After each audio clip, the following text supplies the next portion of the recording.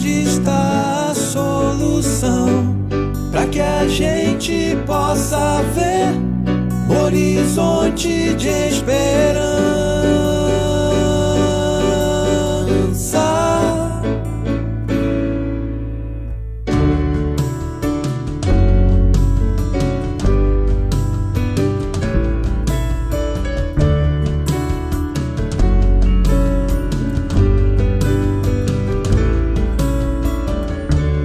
Noite escura, dor imensa, céu com nuvens e trovões. Os sorrisos são fechados, corações em solidão.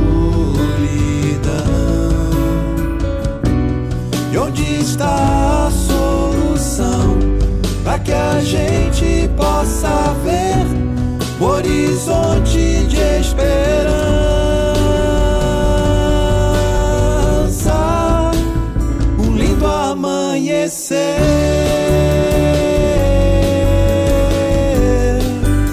um lindo amanhecer.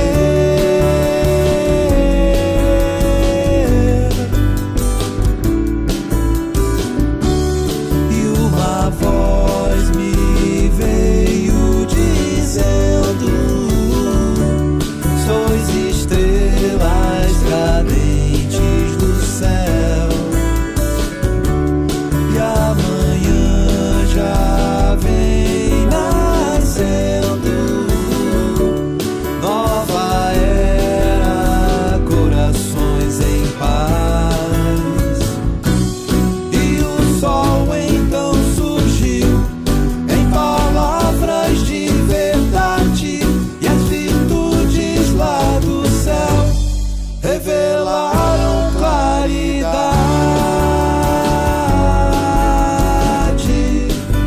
revelaram claridade.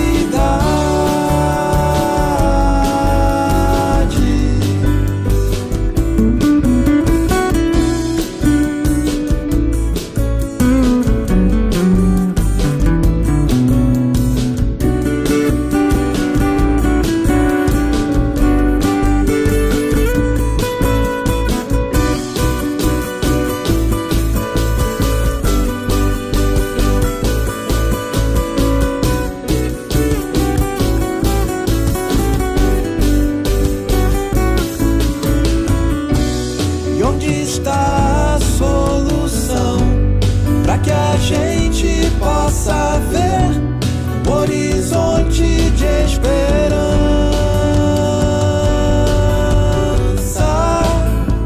um lindo amanhecer,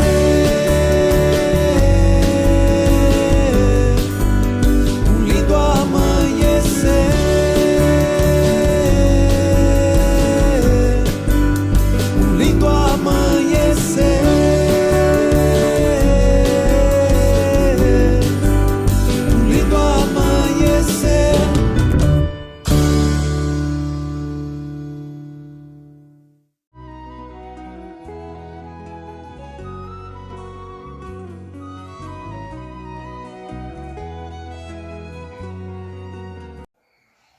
Boa noite a todos os companheiros que estão agora assistindo. Um abraço a todos do Instituto Espírita Caminheiros de Jesus. Por conta dessa pandemia, né, nós estamos aqui em quarentena, procurando desenvolver esse trabalho. Confesso aos senhores que é a primeira vez que eu estou fazendo esse trabalho. Então, com certeza, né, as coisas não vão fluir tão bem assim. Mas nós estamos aqui nesse momento para dar prosseguimento. Que Deus e Jesus abençoe todos nós e que a paz seja uma constante em nossos corações, principalmente nesse momento desafiador para todos nós, de grande reflexão, desafios, de renúncia, e de muito amor no coração. Então, hoje nós vamos estar aqui falando sobre o tema o céu na visão espírita. Esse tão almejado céu, que todos falam séculos e séculos e séculos, ensinado, defendido por companheiros outros que passaram pela Terra com o objetivo de orientar a humanidade. Então a gente vai ver aqui o céu e o inferno. Então o que o céu e o inferno fala? A gente sabe que em geral a palavra céu designa espaço indefinido que circunda a Terra. E mais particularmente a parte que está acima do nosso horizonte. Os antigos acreditavam na existência de muitos céus superpostos de matéria sólida e transparente, formando esferas concêntricas e tendo a Terra por centro. Girando em torno da Terra, essas esferas arrastavam consigo os astros que se achavam em seu circuito. Era assim que se entendia céu. Na opinião mais comum, havia 7 céus. E daí a expressão, estar no 7º céu, Estar no 7º céu. Não bastava um, eram vários céus, E esses céus de qual as pessoas enumeravam, eles, cada um, quanto maior número de céu, mais feliz seriam as almas que lá estavam habitando. Cada um aumentava a felicidade dos crentes. Os muçulmanos admitiam 9 céus. 9 céus, os muçulmanos. E já estava, no caso, esse 9 céus, já estava num estágio assim, bem mais puro, um estado maior de pureza. Teve um código de Hammurabi, adotado na Mesopotâmia, por volta do ano 1700 a.C., a pena capital era de frequente aplicação. Também nos livros de Moisés, constantes do Antigo Testamento, as punições preconizadas são muito severas. Então, quando se fala de céus, 7º céu, 9 céus, o 9º céu, era assim a menina dos olhos para nós encarnados na Terra naquela época. Até hoje, Por conta de sofrimento, inferno, eternamente. Isso amedrontava muito a todos, Tinha alguns que em determinada época da humanidade que comprava até um lugarzinho ali no céu, que é para poder ter a garantia de ter o seu céu, como se o céu pudesse ser comprado. Foi em tal contexto que se elaboraram os conceitos básicos da tradição religiosa judaica cristã, que sem as noções de reencarnação e melhoramento progressivo da alma, oferece uma visão deficiente de nova destinação espiritual, supondo apenas 2 situações definitivas para a individualidade após a morte. Quer dizer, nós só teríamos 2 opções, céu ou inferno, Céu ou inferno. O que se verdadeiro depoiria contra o próprio Criador, Então ele nos cria, nos coloca no mundo e nos dá, o planeta Terra como moradia. Caso a gente tenha um bom aproveitamento, tudo bem, a gente vai para o céu. Caso não, vamos para o inferno, Isso, o nosso Criador. Será que seria isso mesmo? Será que o Criador seria capaz de fazer isso com os seus filhos? Coisa que provavelmente, ou melhor, com certeza, a maioria de nós, pai e mãe no mundo, não faria com seus filhos.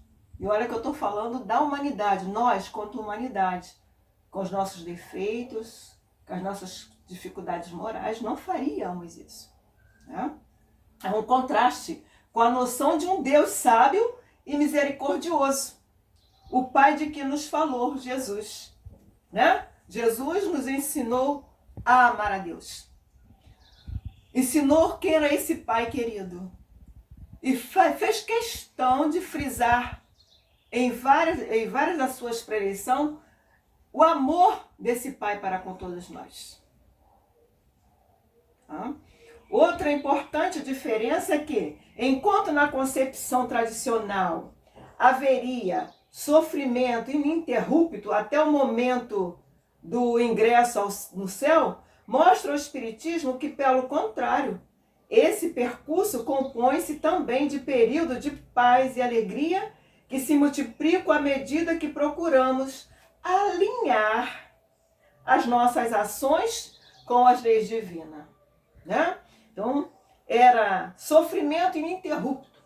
E depois iríamos para um inferno, né? Sem nenhuma chance de lá sair. Né? Sem nenhuma chance de lá sair. E como nós não tínhamos oportunidade de um aprendizado maior, éramos amedrontados, vamos dizer assim, para aceitar essas condições. Né? Aqui no livro Céu e Inferno, né, uma das obras de Kardec, né, uma das obras de Allan Kardec, do nosso querido codificador, ele diz assim: as ideias do homem estão na razão de que ele sabe. Como todas as descobertas importantes, a da constituição dos mundos deveria imprimir-lhes outro curso. Sobre a influência desses conhecimentos novos, a crença se modificaram. O céu foi deslocado. A região estelar, sendo ilimitada, não mais lhe pode servir. Onde está ele, pois? Diante dessa questão, todas as religiões emudecem. Isso é Kardec, né? Abençoado século XIX, lá no finalzinho do século XIX, Kardec vem aí aliviar os nossos corações, fazendo com que a gente entenda que o amor de Deus é muito grande por todos nós. E ele prossegue. O Espiritismo vem resolvê-la, demonstrando o verdadeiro destino do homem, tomando-se por base a natureza deste último e os atributos de Deus. Né? Chega-se a uma conclusão. Isto quer dizer que, partindo do conhecido, alcança-se o desconhecido por uma dedução lógica, sem falar das observações diretas que o Espiritismo faculta.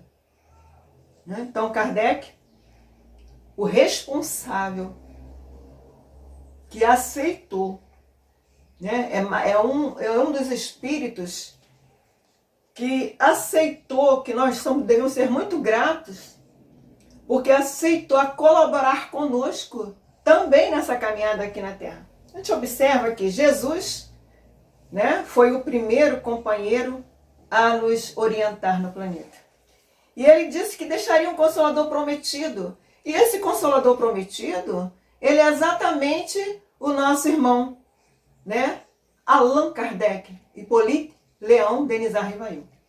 Esse homem que se dedicou sem nenhuma cobrança para divulgar, codificar e divulgar a doutrina espírita para que nós pudéssemos ter acesso às informações necessárias.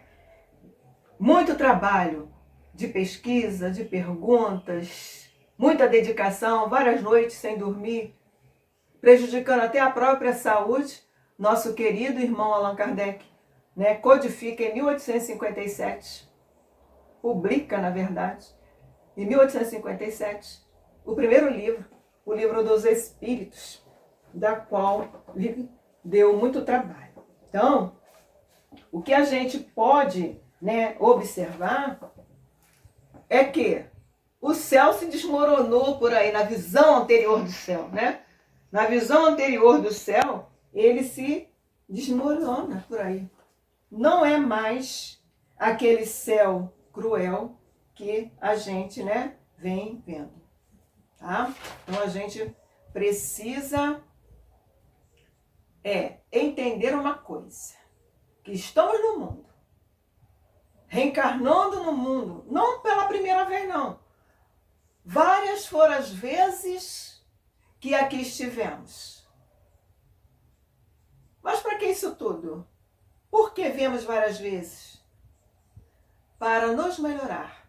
É a chance que esse paizão, como costuma dizer a nossa irmã Yasmin Madeira, paizinho, né? Eu falo paizão, nos dá para que a gente vai aprendendo, crescendo, tendo a oportunidade.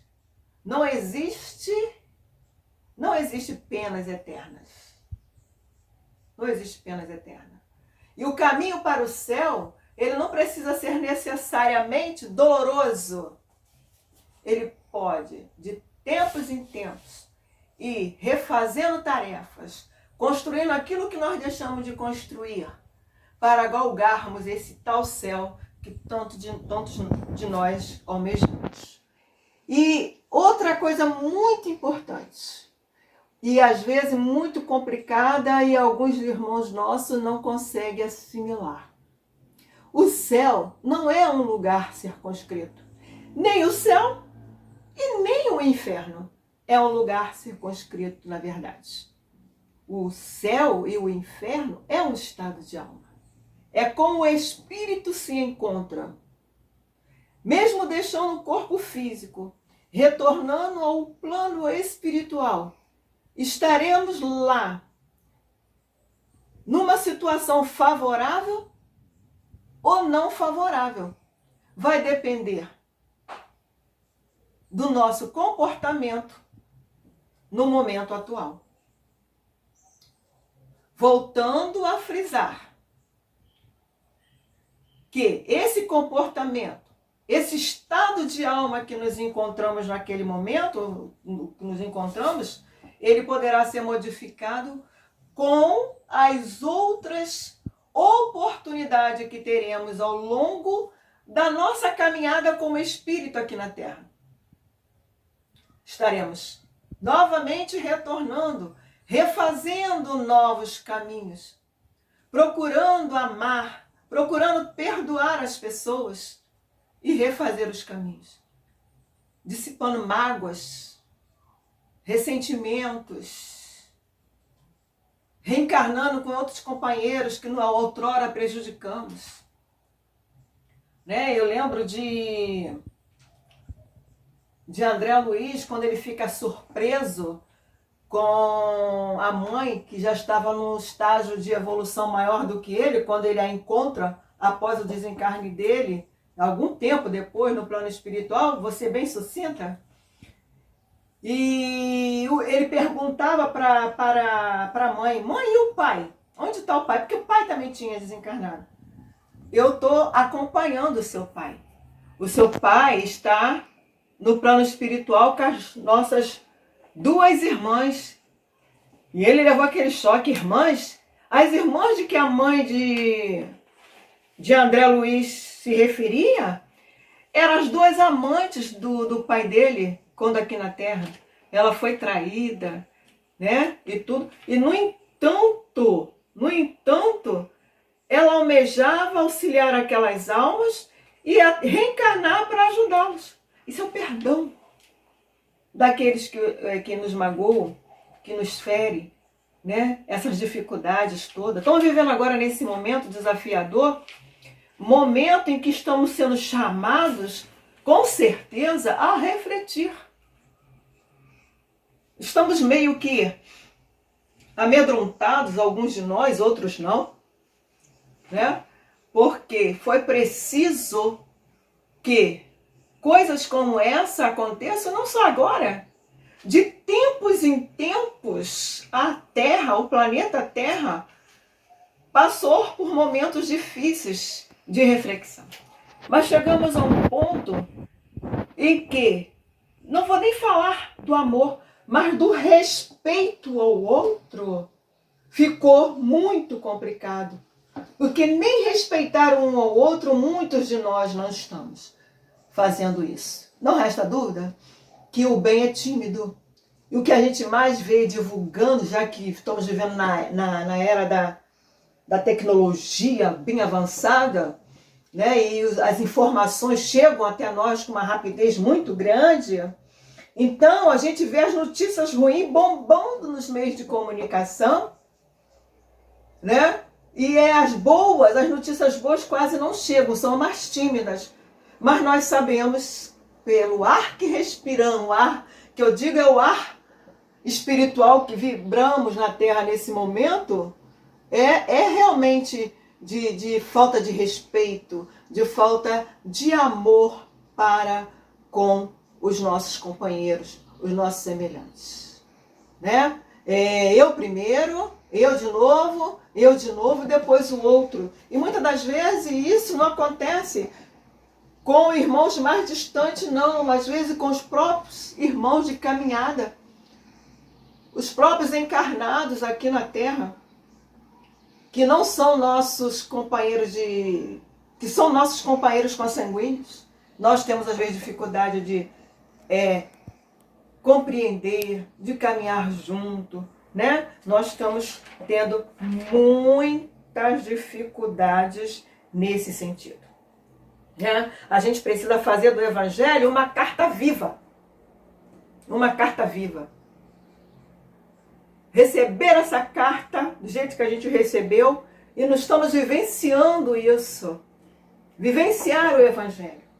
Cada dia está mais desafiador. Mas se nós procurarmos, nos esforçarmos para fazê-lo, a gente vai conseguir. Ainda ontem eu conversava aqui em casa, falando o seguinte: cada erro nosso, a gente diz, puxa, errei de novo, mas se Deus quiser, na próxima vez eu não vou errar. Então a gente vai se corrigindo a cada passo, a cada erro, porque a gente tem as nossas dificuldades e elas são milenares. Eu estou falando de quê? De reencarnação, esse ir e vir para alcançarmos o tal céu. Então a gente vem trazendo erros milenares. Então é necessário que a gente se esforce a cada momento, trabalhando as nossas más tendências, as nossas dificuldades. Quem conhece mais os nossos erros somos nós mesmos. Nós sabemos quem somos. Cada um de nós sabe quem é. Sabemos aonde que está a nossa fraqueza. Aonde eu tenho certeza que eu estou com dificuldades. Eu vou trabalhar essas minhas dificuldades. É preciso que eu trabalhe essas minhas dificuldades. Jesus deixou esse ensinamento que o reino de Deus está dentro de nós. Está dentro de nós. Nós somos capazes de fazer, como ele disse para os seus discípulos, de fazer o que eu faço e muito mais. Isso coloca a gente assim para pensar. Fazer o que eu faço e muito mais. Os seus discípulos ficaram também sem entender. Mas como a gente vai fazer ainda mais do que o mestre faz? Né? Aquela coisa, vós serão deuses. Não é ser Deus, mas no sentido do progresso, do caminhar, de nos tornarmos espíritos puros. Espíritos que vamos a caminho do Pai, pela nossa conquista, pelo nosso esforço, pela nossa caminhada evolutiva. Nós não temos noção de quantos séculos custaram para a gente chegar até aqui. E também não temos noção de quantos séculos ainda levarão para a gente chegar até Deus. Para entender Deus. Né? E Jesus se propôs a nos ajudar nesse sentido. Né? Senão a gente vai ficar aí nessa fileira, né? Ai, meu Deus, eu vou para o umbral, porque a linguagem do espírito é essa, né? O inferno do espírito é o umbral. E o céu do espírito é aquele desejado por todo, né? O nosso lar, né? Então a gente precisa trabalhar não só para isso, mas para aprender a amar, para fazer as coisas com prazer, com gosto, as coisas boas, o bem, praticar o bem, não só para mostrar que somos capazes de fazer isso ou aquilo, mas que estamos fazendo por amor. Né? Dizer assim, poxa, mas eu fiz tanto para aquela pessoa, né? E quando você diz isso, você já está jogando por terra tudo aquilo que você fez. O que é pior ainda, é uma característica de que você não caminhou. Quando a nossa visão é essa, é porque a gente não caminhou. A gente precisa ter Jesus como modelo de comportamento, não de culto. Não de culto. Né? A gente precisa ter Jesus como modelo de comportamento. De comportamento. Cultuar, né? Se emocionar com as mensagens. Não, eu preciso ter ele como modelo de comportamento. Esse é o nosso desafio. O nosso desafio é esse. E eu vou dizer para os senhores, não é fácil não. É um grande desafio. Termos Jesus como modelo de comportamento e caminharmos dentro dos seus ensinamentos. Nós estamos na semana, né, na chamada Semana Santa. E eu lembro da Santa Ceia, nesses últimos dias que antecede ao desencarne de Jesus. Aliás, por sinal, estamos hoje gravando aqui, é uma quinta-feira, e foi o dia em que ele conversou muito com os seus discípulos, inclusive ele lavou os pés dos seus discípulos, dizendo para os seus discípulos que estaria fazendo aquilo com eles para que eles fizessem isso uns para com os outros. Alguns ficaram meio assim, mas mestre, lavando nossos pés, porque naquela época lavar os pés era um privilégio, ter os seus pés lavados por alguém. E imagina ter os pés lavados pelo nosso Mestre Jesus. Mas ali ele estava exemplificando.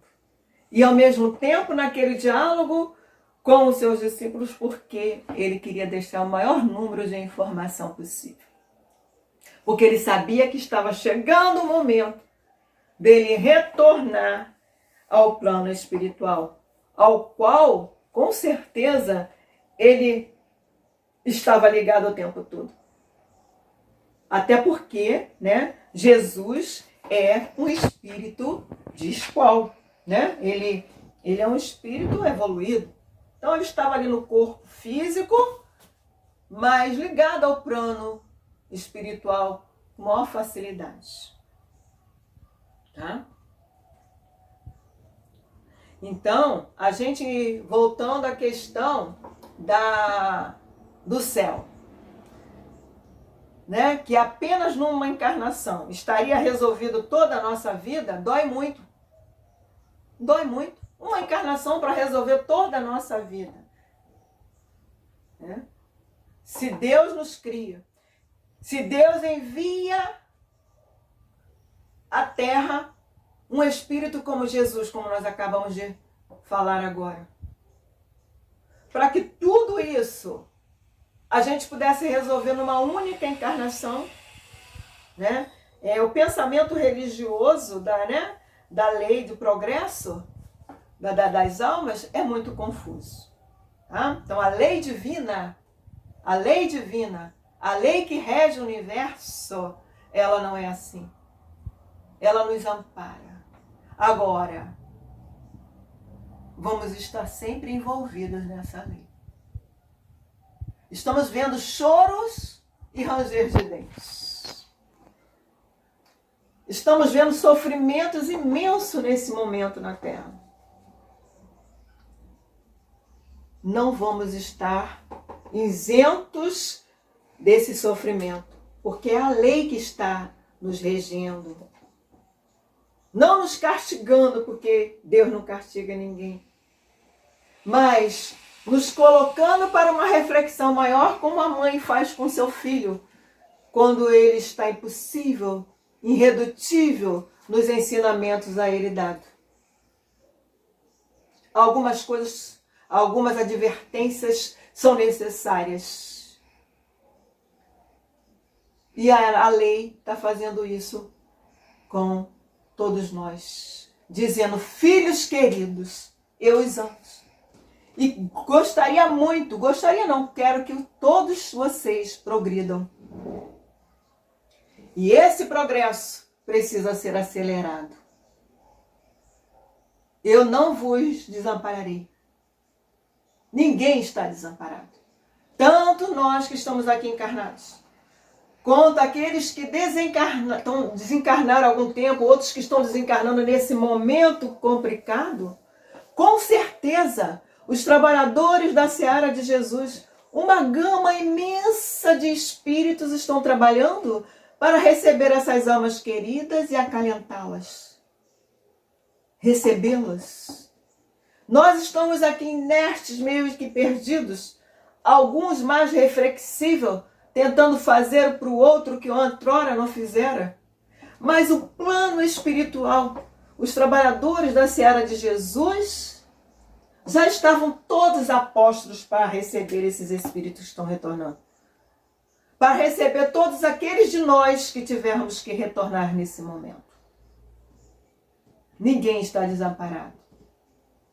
Eu não gostaria de desamparar um filho meu. Deus não desampararia os seus filhos. Com certeza. Né? Com certeza. A gente volta a Kardec. Volta ao livro Céu e Inferno. Volta àquela parte do livro do Céu e Inferno onde vários espíritos dão comunicação a Kardec, naquelas evocações que Kardec fez justamente com o objetivo de adquirir material para completar o livro para construir, na verdade, o livro do Céu e Inferno. E esses espíritos descrevem a vida deles no plano espiritual, a vida deles após a morte do corpo físico. E vem nos trazendo mensagens, orientações de como eles estão, o que eles vivenciaram, como que as coisas se processam, para mostrar para a gente tudo isso que a gente está falando. Que passaram por momentos difíceis, alguns são suicidas, outros desencarnaram doentes, outros com desgosto de suicidas diretos e suicidas indiretos, como a gente vê hoje na Terra, uma gama de irmãos indo para o plano espiritual pelo suicídio direto, pelo suicídio indireto. Então, alguns irmãos vêm mostrando para a gente o valor da vida. Que a vida continua. E que apesar dela continuar, nós precisamos valorizar ao máximo dessa oportunidade que a gente está tendo hoje aqui na Terra. Para aí sim, depois a gente retornar no momento certo, na hora em que formos convidados a se retirar do corpo, aí sim a gente retorna ao plano espiritual para cumprir lá um período, até no outro momento em que pudermos retornar à Terra, para refazer algumas coisas que não foram possíveis serem feitas nesse momento, por descuido, por indisplicência, por falta de oportunidade, enfim, mas que era uma responsabilidade nossa e teríamos que cumprir para estarmos bem perante nós mesmos e perante a lei de Deus.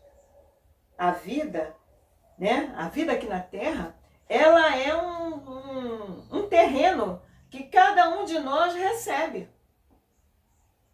É um terreno que cada um de nós recebe, né? E você só vai colher, cada um de nós só vamos colher aquilo que plantarmos.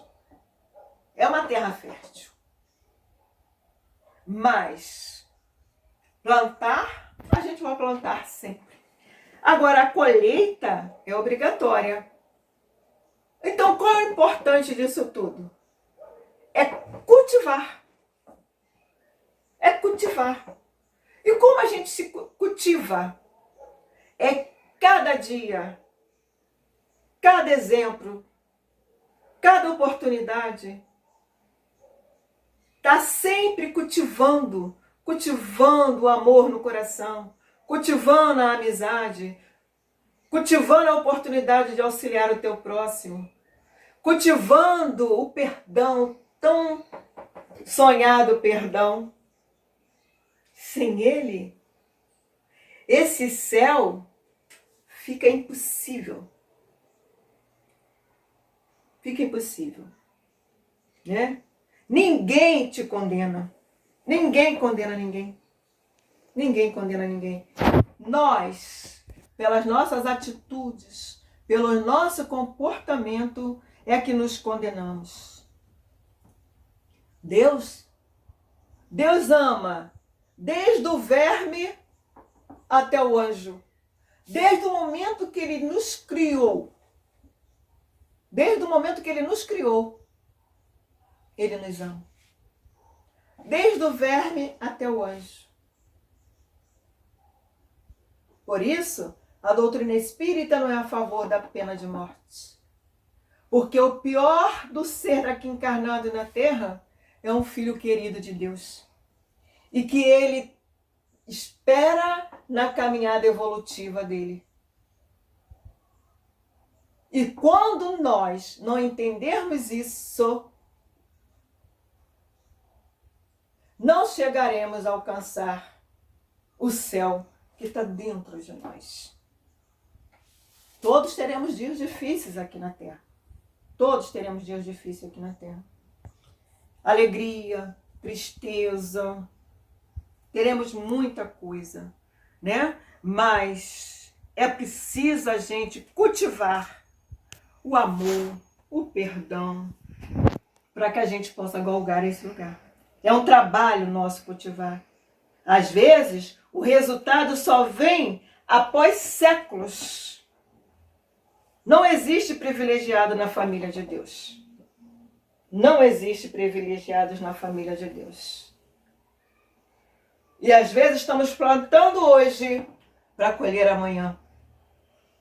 Uma família bem construída hoje, uma família de espíritos afins, que é o sonho de todos nós, levou aí não sei quantos séculos para a gente construir isso tudo.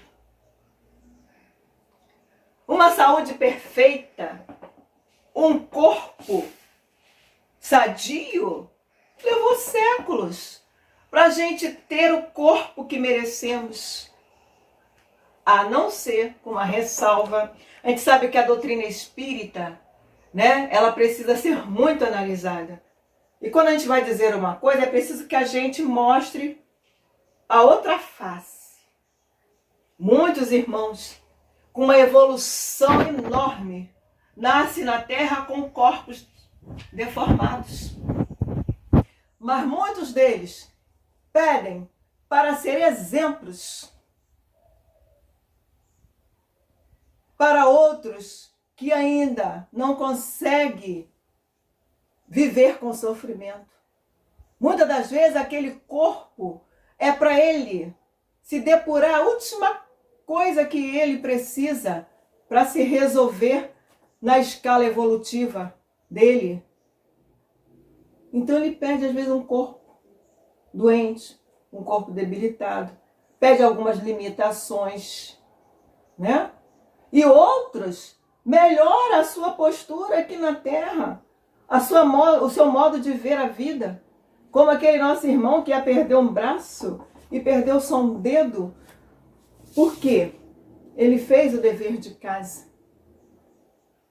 Amando, perdoando, cuidando daqueles companheiros que trabalhavam com ele, respeitando, sendo exemplo, colaborando com os ensinamentos de Jesus.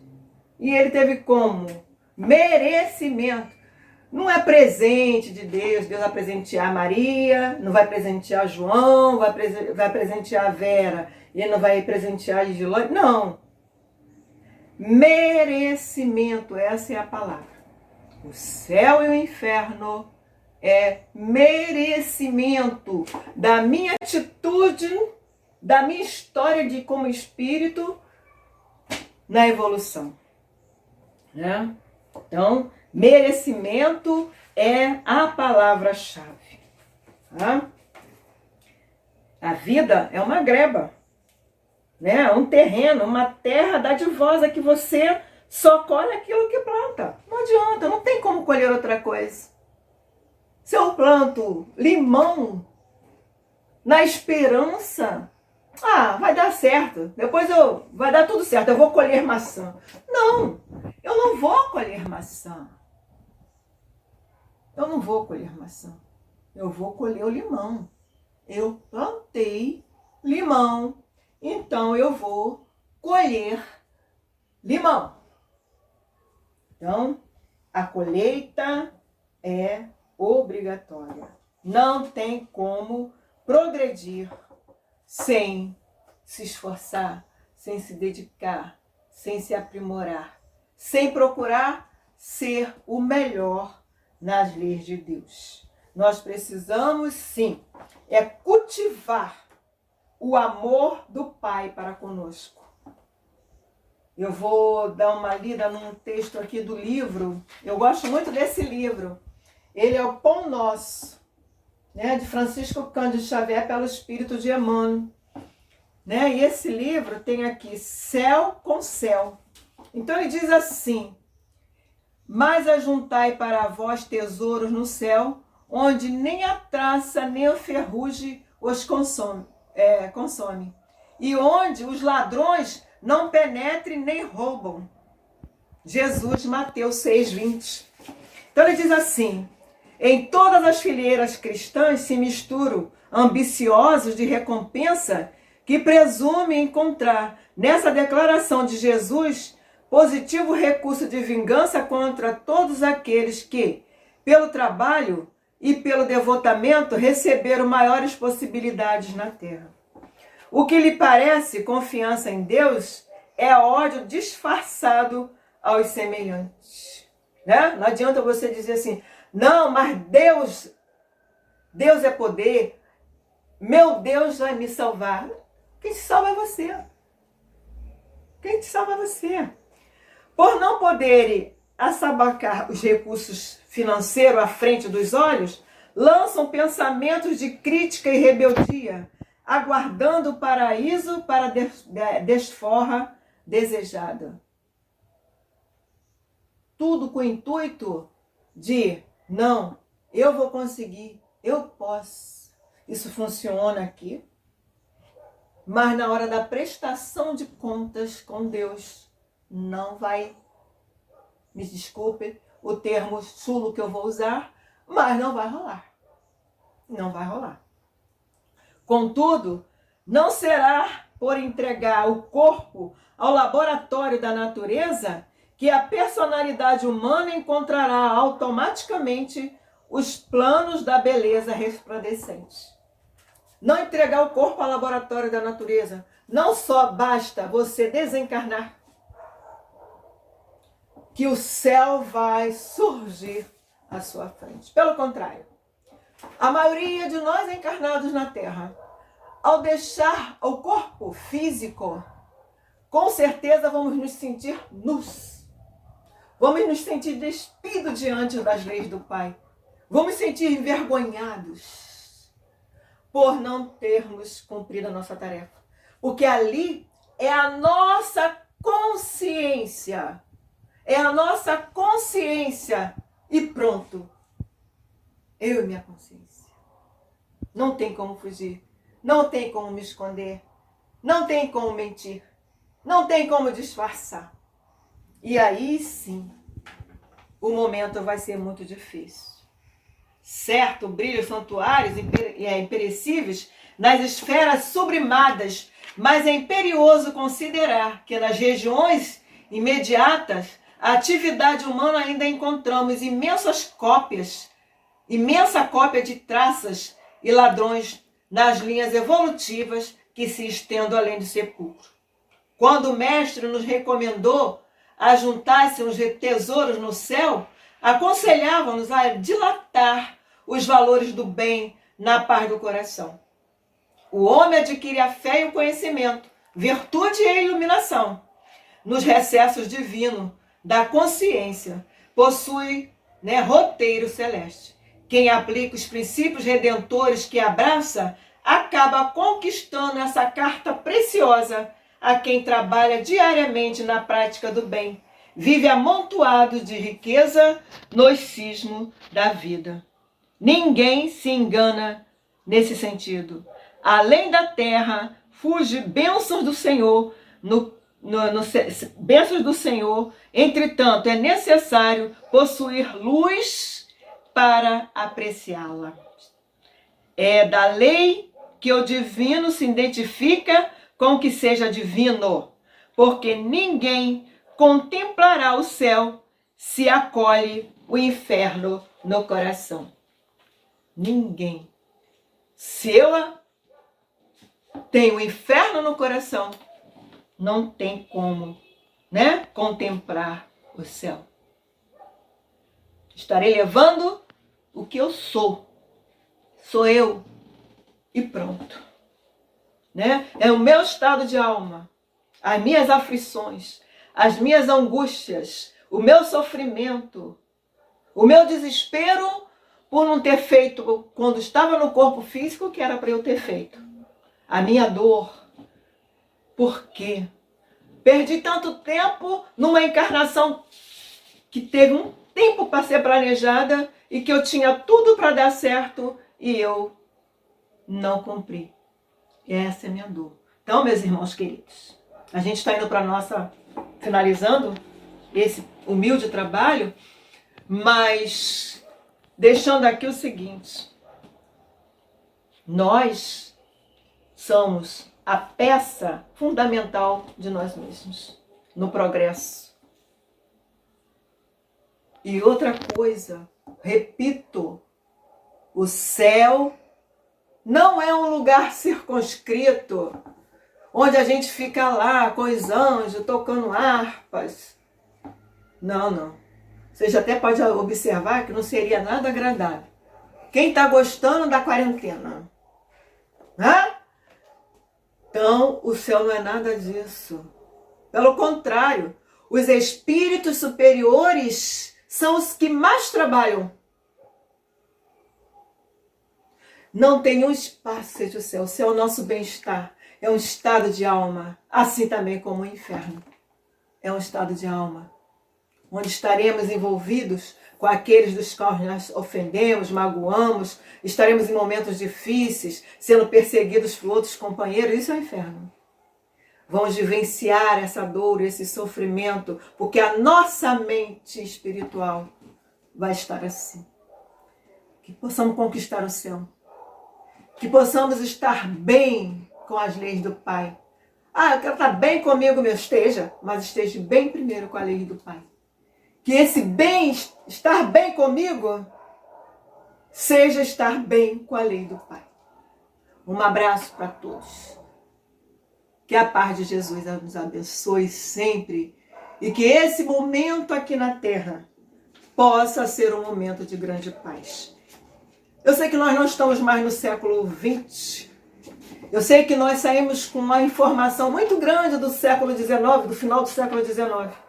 Mas eu vou pegar um pedaço aqui da poesia de Castro Alves, onde ele diz assim: século XX anoitece, ouço dele estranha vozes. O nosso século XX é daqueles o mais feroz. Estamos vivendo agora um momento de reflexão dos séculos e séculos que a gente vem atravessando e de toda a bagagem do século XX.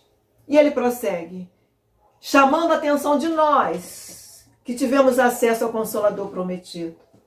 Espíritas companheiros, recordai a trilogia, união, serviço e amor nas lutas de cada dia. resguardai com zelo e fé nossa doutrina de luz ante as trevas mais espessas, que nenhum de nós se esqueça da rota para Jesus. Castro Alves. Graças a Deus. Muita paz.